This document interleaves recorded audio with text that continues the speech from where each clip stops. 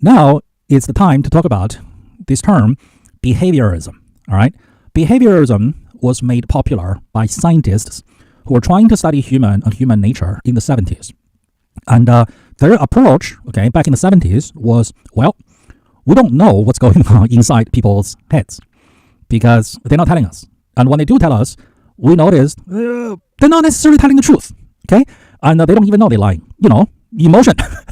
So, as scientists, okay, we study whatever we can observe. And we observe, we see patterns, and then we come up with hypotheses. And then we design experiments to test our hypothesis. So, the things that we can observe are human behavior, human actions. All right. So that was a very good attempt at studying human nature. Now, fast forward, okay, we're now in the 21st century. Behaviorism, okay, in the world of science is largely outdated and obsolete. Okay, it's as obsolete and outdated as Aristotle, who said, heavier objects fall faster than lighter objects. Okay, that was a very good attempt by Aristotle 2,000 years ago. All right. It was held as true for 2,000 years, but today we know that he is incorrect. You can think of behaviorism in the same way. That is, it was a very good attempt by science to study human nature, and we now know so much more about human nature, and behaviorism is a thing of the past. It's a tool that we used in the past. It's a way of thinking, a way of looking at things from the past. It was a good tool back in the 70s. But we have advanced so much, it's no longer the best tool to use in science. All right. So scientists, for the most part, here in the 21st century, no longer use behaviorism by only observing behavior.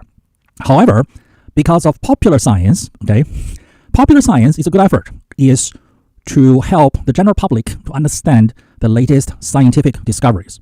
And because of popular science, the word behavior, okay, is largely still being used in the business world. All right, consumer behavior, or the behavior of a troublemaker employee.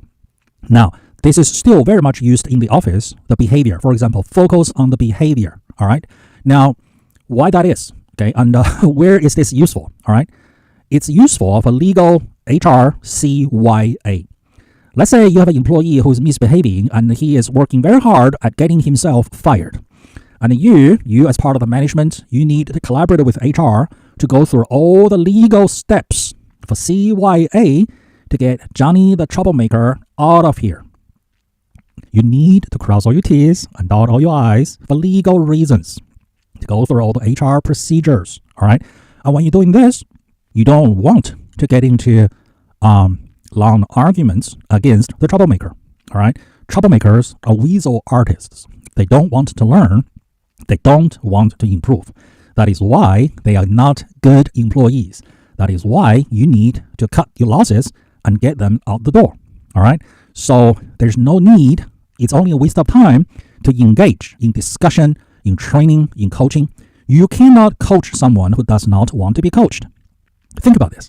If my passion, okay, is pizza and beer, and then watch other people play sports on TV, can the best coach in the world make me an athlete? No, because I don't want to play the game.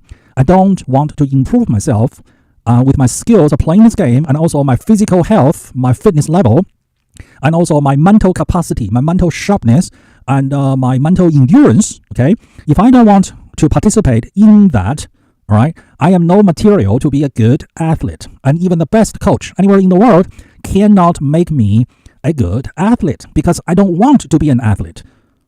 All I want is to watch other people play sports and watch it on TV while drinking beer and eating pizza. Okay? I make a good spectator giving my money to the sports. I make a horrible athlete. All right? So bad employees, they don't want to get coached. That's why you shouldn't be coaching them. And then when you are documenting them, when you are building up the case for their eventual termination, because you have to follow all these legal procedures, that's when you focus on behavior, just what they did, the conducts, okay? This is for legal reasons, all right?